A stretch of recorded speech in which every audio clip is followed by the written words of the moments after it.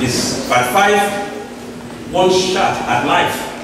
Part 5. So the reality is we have only one opportunity here. And this is what this message is all about. And that we should make better use of this opportunity. We should make better use of this time. It's only one time we have. So life is what it is. It's like you have a vehicle or a car, and the car is wrecked. If the car is wrecked, it's total. There is nothing we cannot have it back. We cannot have it back. So life is like that. When it ends, that is it. There is no coming back. You don't say, let me rewrite my memoir, or let me rewrite my biography. There's nothing like that. So this is what you have. Please make better use of this opportunity. And the Lord will bless us in Jesus' name. Amen. So find a place of passion in your life. And then hold on it and run with it. Try to work hard on the opportunities that you have. Or open doors. Walk through this door. Work with passion. Anything you lay your hands upon, make it the best. This message is saying, and God is talking to us, to arise. He said we should arise because the light has come. And the glory of the Lord is risen upon us. The glory of God is risen upon you. Arise and shine, for the light has come. And the glory of the Lord is risen upon us. So God is telling us to arise today, and He wants us to shine. Isaiah 60 from verse 1 to 3. Isaiah 60 from verse 1 to 3 says, light has come, and the glory of the Lord is risen upon you. For behold, the darkness shall cover the earth, and deep darkness the people. But the Lord will arise over you. Even in the midst of the darkness, the Lord will arise over you. And His glory will be seen upon you. In the midst of the darkness, you will be the light that will shine to the darkness of the world.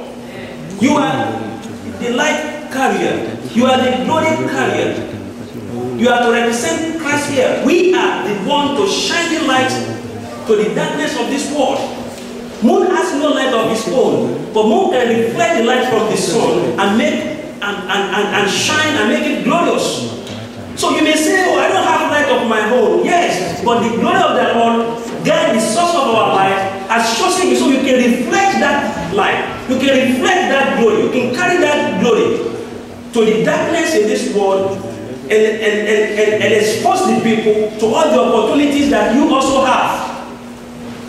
You also have said glory is to God as wet is to water. Wet is so associated with water. Anywhere you see water, you see wet. And anywhere you see light, you feel the heat. And as you look at the bulb has to shine the light. That is his destiny. The bulb is to show the light. To minimize darkness. That is the work of the bulb, the light bulb.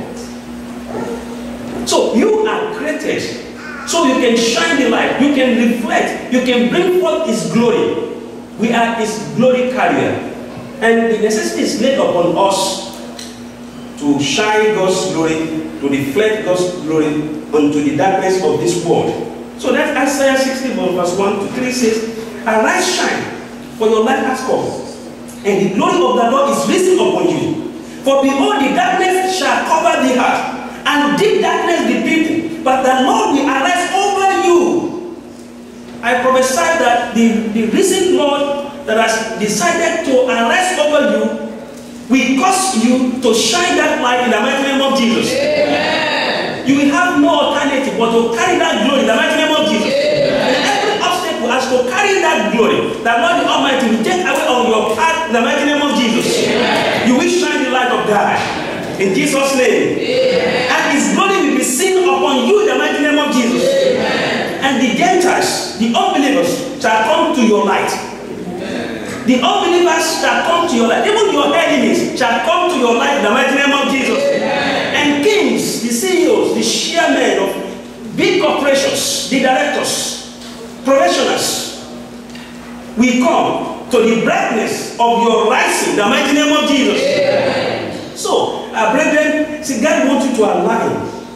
See, He said, align. He wants you to align your life with His plans, with His purpose. So you see, you are not God, your life is not yours. When you have given your life to Jesus Christ, you are a new person, you are a new being. All things are passed away, all things are new in your life. The life that you live now is not your life. It's the life of God. So God wants us to align our life with His plans, so we can live a purposeful life, so we can live a life of meaning. We want you to do that alignment. So you don't just live and walk around with that, like somebody who has no destination. One shot at life, and this is the time you have to do that. There is nothing like tomorrow. Do it right now. Shine the light. Tell somebody, do it right now. One shot at life. Seize that opportunity. Walk through that door and show His glory. Let me ask you a question. You and I mean, almost all of us here, if not all of us, have been in a plane before.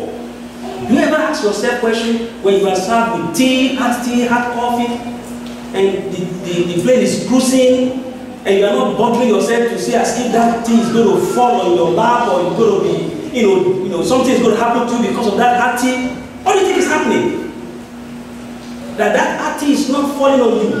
Even when the plane is cruising and is bending, and why do you think that nothing is happening to your hot tea or your hot coffee, not falling on your lap? There is a device to keep the plane in a constant equilibrium, a device to make the plane to be in alignment with the heart, so that no matter how the plane is bending and turning, that heart is not going to fall on your lap. There is a kind of relationship between the heart surface and that device inside that plane.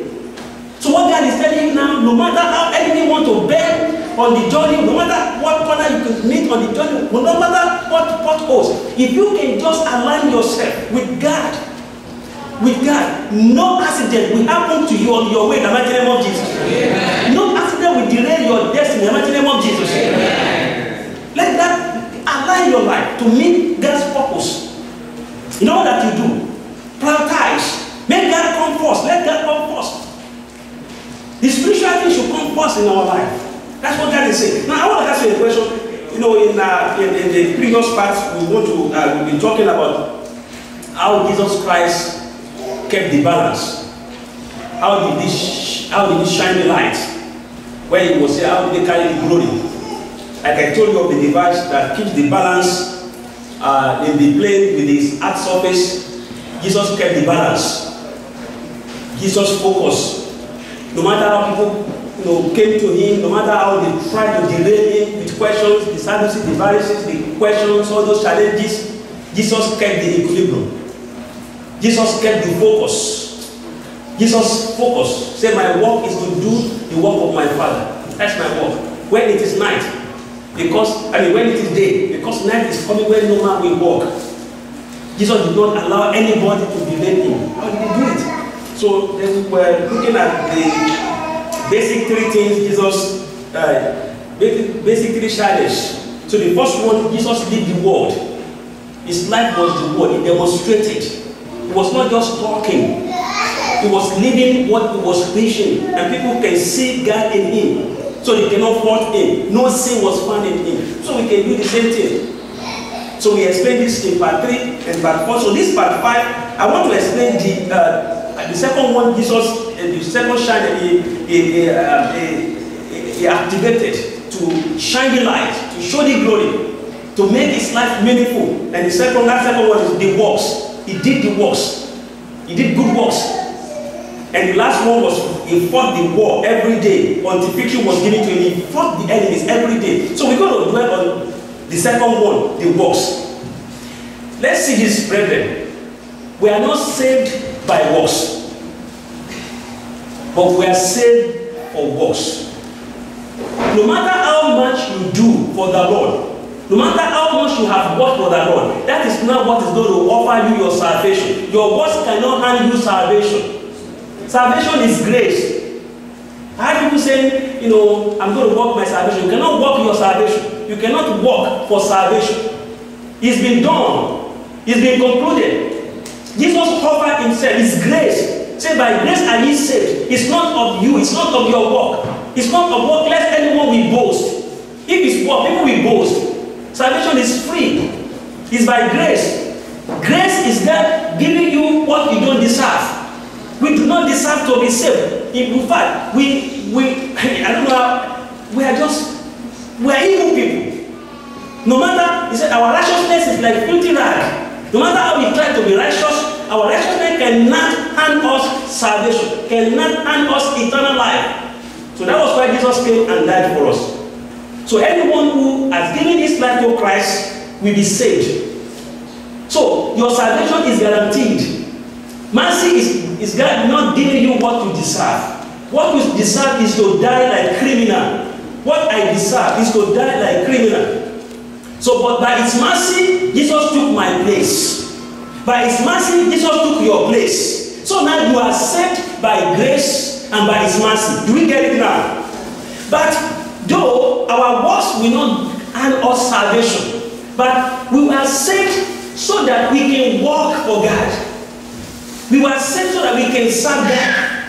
We were saved so that we can serve other people. So if we are Christian, if we are born again, then in this one opportunity we have, one shot at life, we should be the best in all that we do.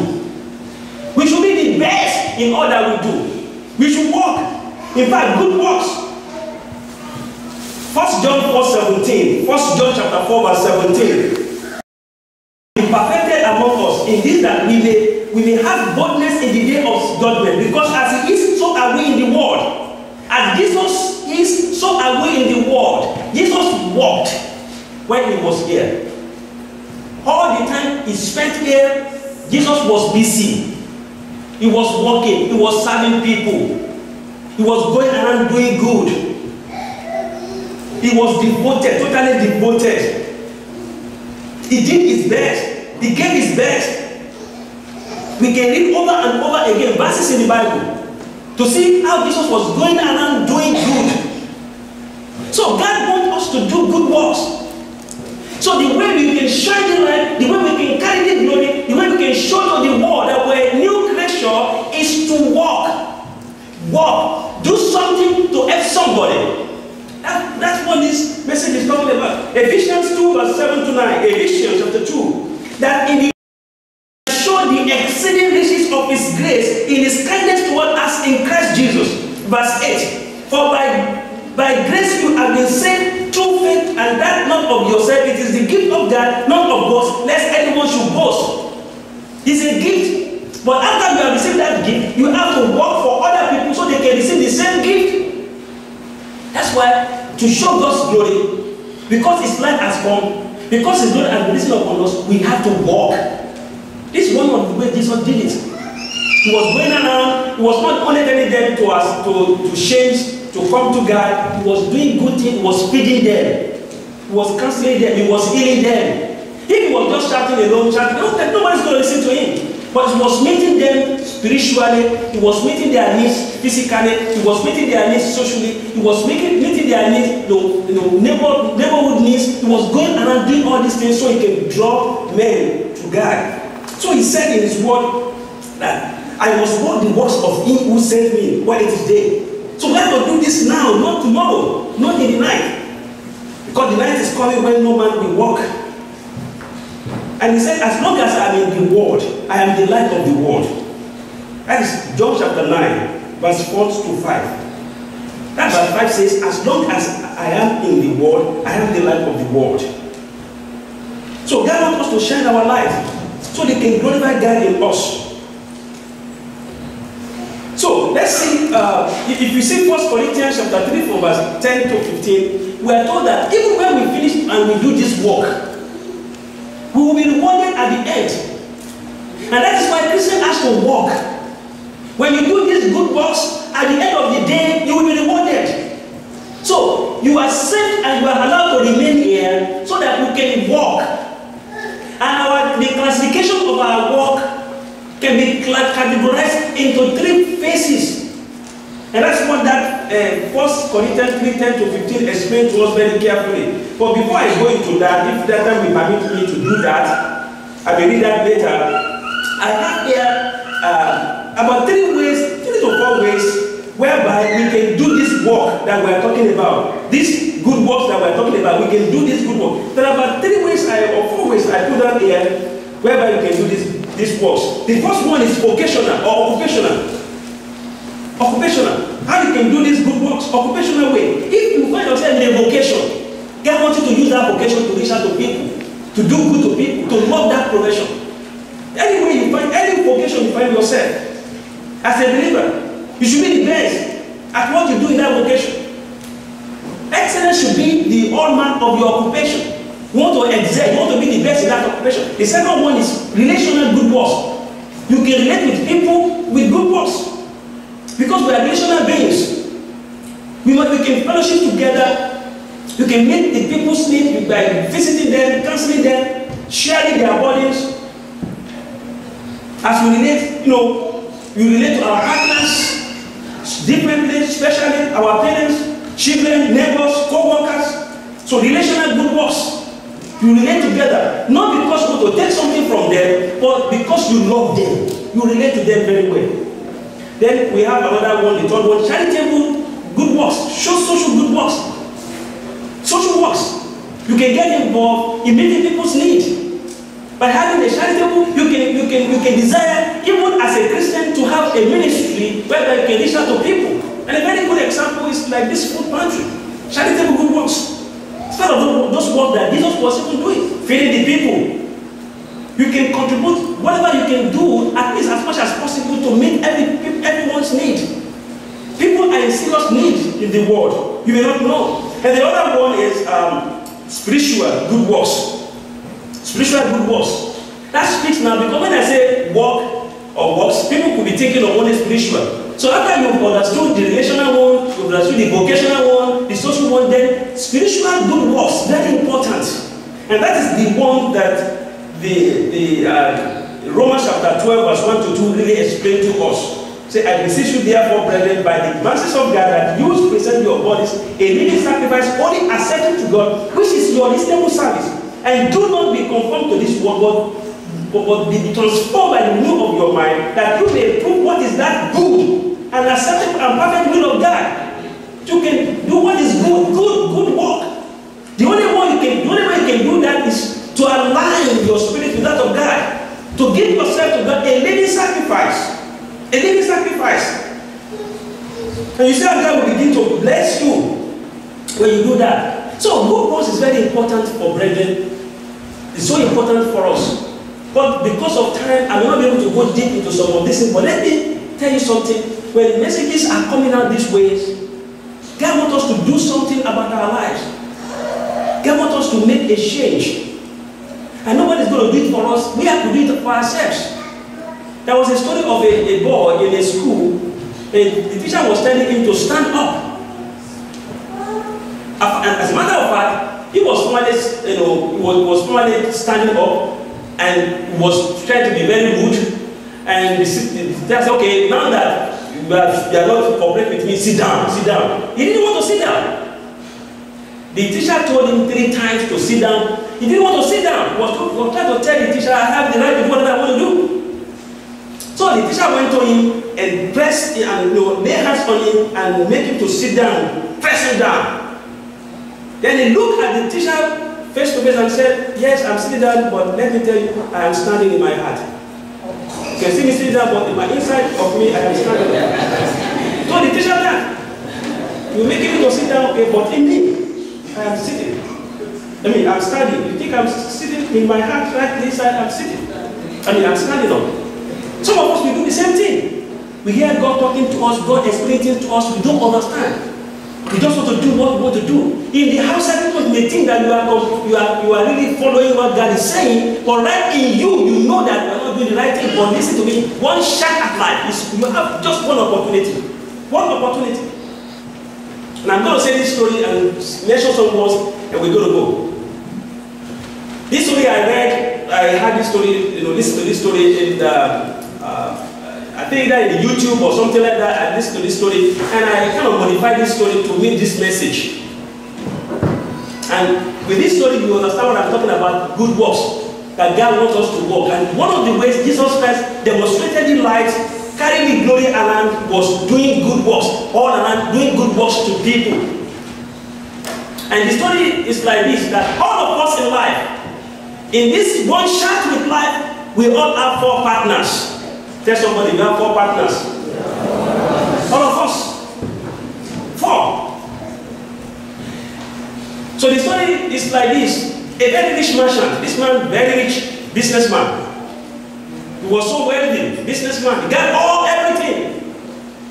But he had 4 partners. The first one, he loved so much. He gave everything. In fact, he will not say no. Anything this partner is asking for, he's giving it to this partner. He will not say no. He gave all he can give to this partner. Then the second partner, almost like the first one. When that partner comes in and asks for help, he will give. Sometimes this partner will respond by giving some little service. But the response not as equal to whatever he's doing. But he didn't bother himself. The third partner, it's very good access. They have good access towards each other. Free, they can talk to each other, they can walk in without even knocking the door. So, he loved that one also. The fourth partner, that one loved this rich man so much. But this rich man has no time for this fourth one. But he gave all his time for the other 3. But this last one is just like, if I have the time, I will take care of you.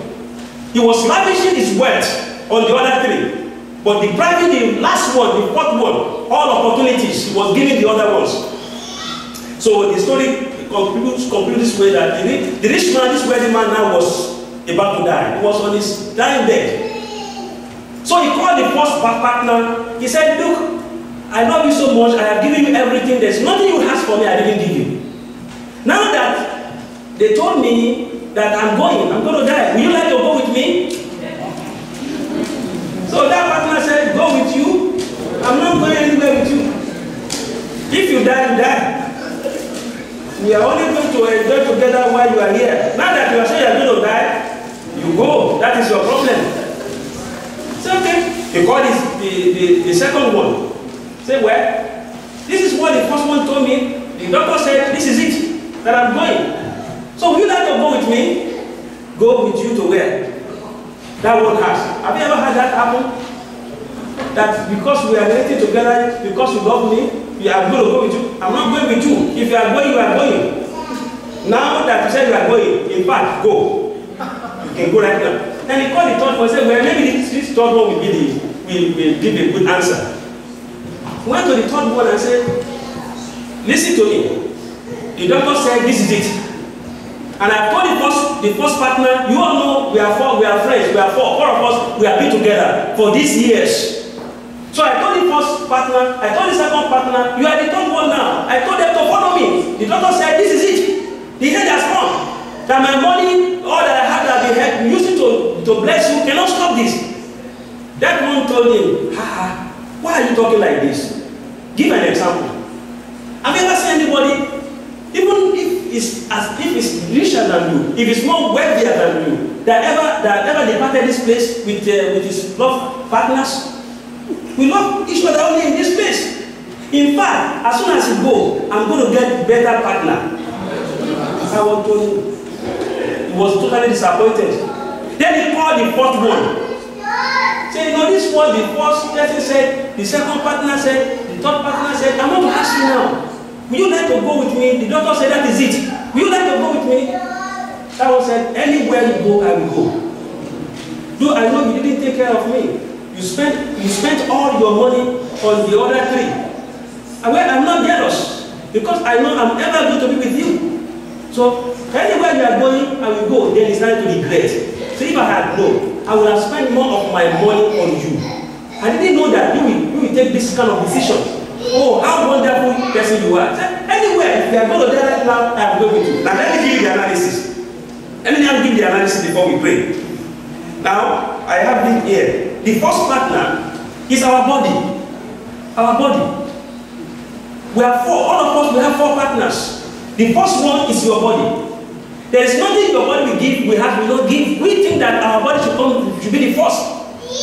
give me this, give me that, clothe me, buy me this, buy me that. Some people, they spend hours to make themselves look good when they come outside.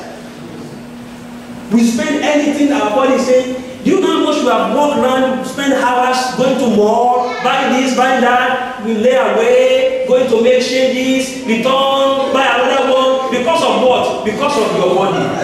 You have taken so much care. You have poured out all your money on your body. In fact, because of your body, you have been stealing God's money. If you have not been paying your tithe, you have not been paying your offering, you are not getting involved in doing anything for the Lord because of your body. It's like my body will come first. That's our first partner. So how many of you are taking better care of your body? Well, think about that. The second partner, family members, your neighbors, your friends. We all have friends, we all have neighbors, we all have family members, our neighbors. But God said we should love them as we love ourselves. We should not love them better than we love ourselves. Sometimes we pour out our time to them. Some of us, if we have opportunity, either to choose God or to choose our partner, we choose our partner. Why are you not in the church? Oh, you know that my friend, I've been very busy with him. I've been very busy with her. So we spend our time with all that we have with our friends. But when the time will come for us to go, your friend will not go with you. Your friend will say, I've never seen anybody who's been buried because they love each other, they bury them together. You go alone. And no matter what happens to you, your body is not going to go with you. Then the third one is our status, our position in life. We like positions, we like status, we like power. Some of us, you think that if you are not in that office will not continue. You are deceiving yourself. If you get that position, go with me, I'm going right now. Say, you're going right now, bye-bye. I will remain here. Someone else will sit on the glass. If you make a mistake, you stay too long. Maybe you have a kind of sabbatical something. You stay too long. Before you come back, somebody's going to sit on your seat. You see, I got a witness. Somebody's going to take over that seat right there. Amen? Amen. So position, power, all those things. If you waste time, people will take over. There will never be the president of a country. So if you say because I'm the president, you are not going to serve God, when you leave, presidency will not be buried with you. Do you understand what I'm talking about now? Even as a pastor of the church, after you will have stayed here, if you like, you stay 120 years or 100 years, if this one studies, you will always look for another pastor to take over. So if we put our position to take a place where we need to put the right thing, it will not go with you when you are going to go. So the position was his third partner. So we all have four partners. The last partner is your soul. Your soul. This rich man, wealthy man called this last partner. He told the last partner, I told, my body said it's not going to go with me. I told my family members, my neighbors said it's not going to go with me. I told my status, my positions, my business said I'm not going to go with you.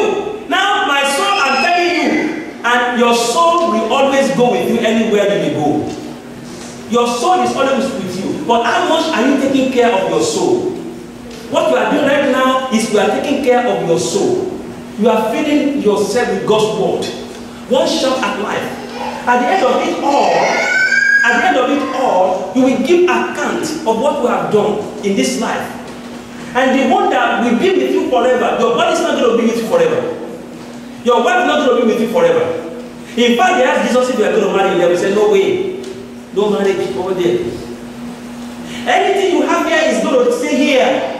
One shot at life. When you are going to leave this place, you're going to go alone. It's a reality. You may not take it. It's okay. If you like, don't take it.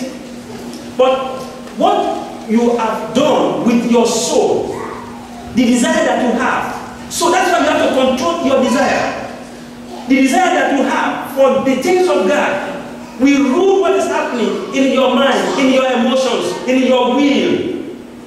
If you take care, do you know that if we take care with this one life that we have, if we take care of our soul as we take care of our body, we'll be the best Christian ever. The way you take care, when you are hungry, you give yourself food. are hungry, you don't know you have to eat. Something is wrong. When you are hungry, your brain is going to tell you, give me food. You eat, right?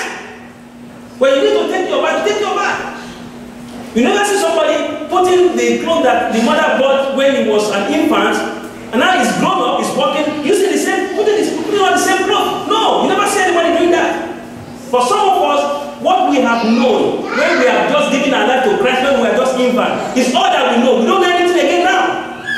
We don't study God's word, we don't get involved in prayers, we don't get involved in evangelism, we don't get involved in any service for the Lord. We only run this race in this world as if this is it.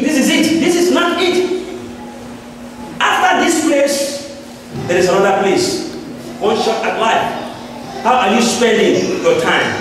How do you prioritize your time? How do you put your time? If you scale your time, if you scale how you do things, where is your soul coming? Where is your soul coming? If you take care of that, you are taking care of your soul. Amen? Amen. I want to read this morning and we are going to pray. Psalm 49 from verse 1. Psalm 49. If you have your scripture, open with me to Psalm 49. We're going to read from verse 1 to the end. It's just 20 verses. And then we are going to pray. Psalm 49.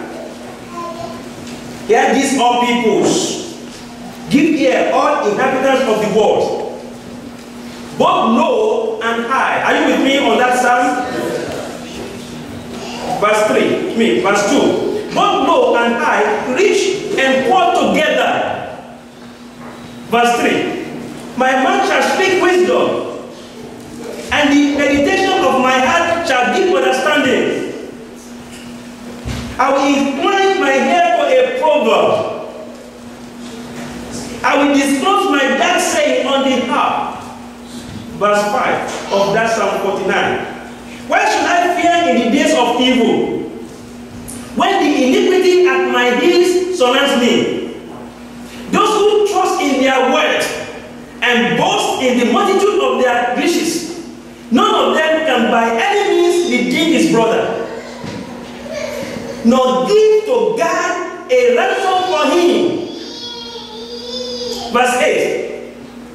For the redemption of their soul is costly, so nobody can pay for it, and it shall cease forever. Forever. Your soul shall cease forever. Verse 9. That it should continue to live eternally and not see defeat.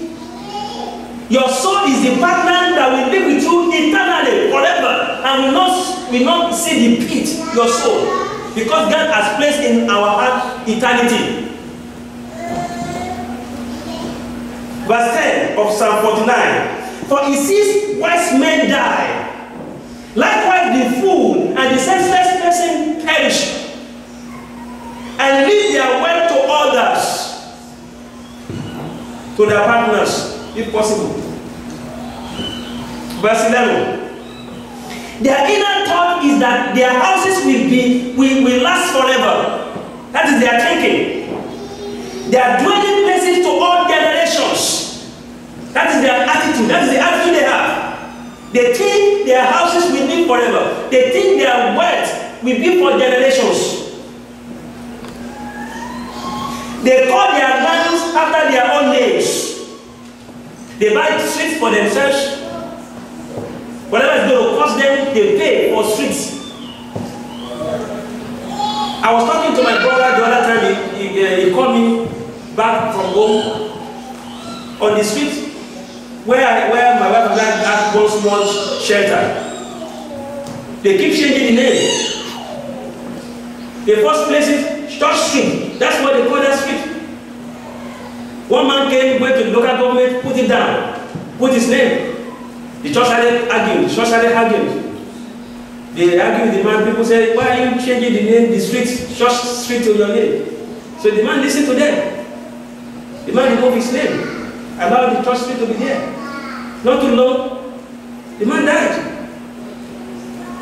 You see that? But that man didn't fight it, let it. So my brother came and said, they changed it again. One man said, no, because I'm going to put my name, put his name there. You remove Church Street. Then I told my brother, how did they just change it? He said it's expensive. But every year we have to pay government some thousands of the local currency for keeping that street in your name. I said, that is it, better keep it. Because look at what that place is saying. Verse 11. They call their lands after their own names. After you will have gone, what difference is it going to make? After you will have gone. If they call it your name, what difference is it going to make to you?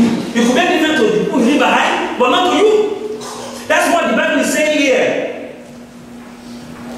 Verse 12. Nevertheless, man, though in honor, does not remain. He is like the beast that perish. When it's gone, one shot at life. Verse 13. This is the way of those who are foolish, and of their posterity who approve their sayings. Like sheep they are laid in the grave. Death shall feed on them. The upright shall have dominion over them in the morning. And their beauty shall be consumed in the grave, far from their dwelling. But God will redeem my soul from the power of the grave. Your soul is so important. The direction of your soul is so important. And that's why we are here. God comes first in our lives. Make God first in your life. Amen? Make God what?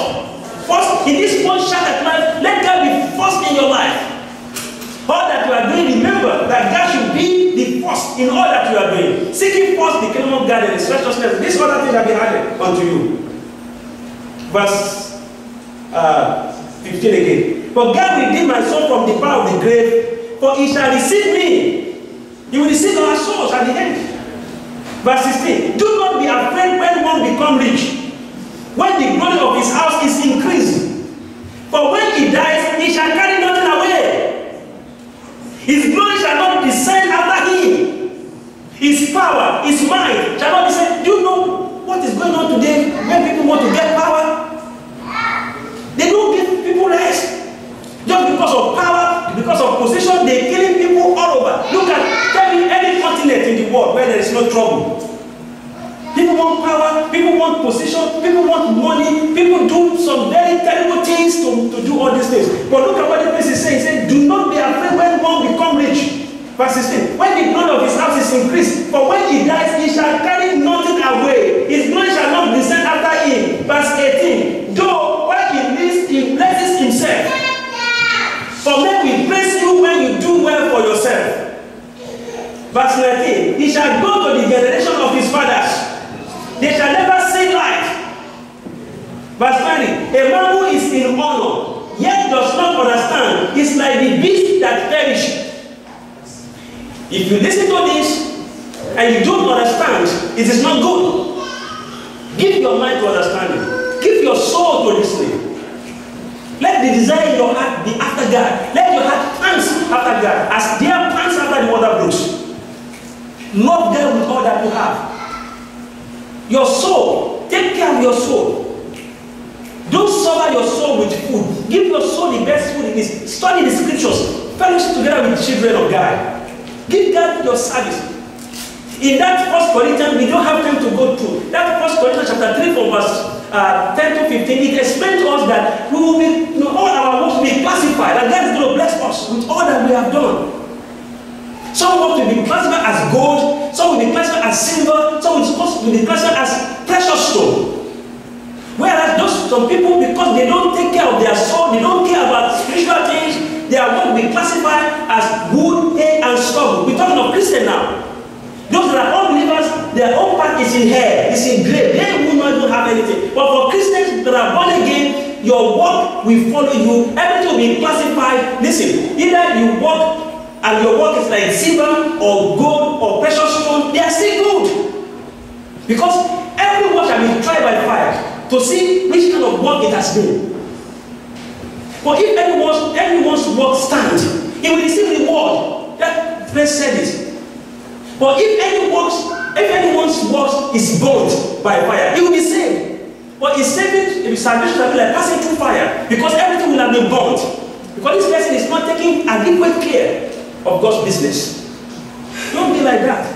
The Lord bless you in Jesus' name. Amen. Let your service be quality service unto the Lord. Don't serve your soul.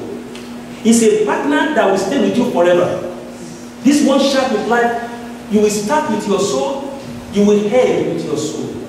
I'm not a medical doctor, but as soon as there is a conception, when one of the first things that will begin to develop is your soul. Your heart. Your heart begin to develop, and your heart will stay with you. And that example, as heart is so important to the physical body, also your soul is so important to your spiritual body. Anytime you allow the heart to stop pumping the blood or stop breathing, you are in trouble. For some of us, every time we deprive our soul, that's supposed to be our spiritual heart, to continue to pump energy into our spiritual movement.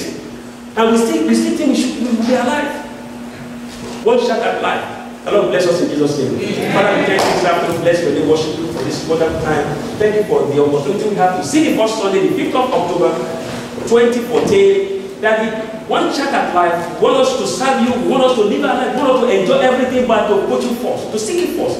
So help us to do this, oh God. Give us opportunity to continue to follow you. If you tarry, Father, we pray that our service shall be quality service unto you. And at the end of it all, we shall receive a crown that will not fade. Blessed be your name, O God. In Jesus' name we have prayed. Amen. Praise the Lord.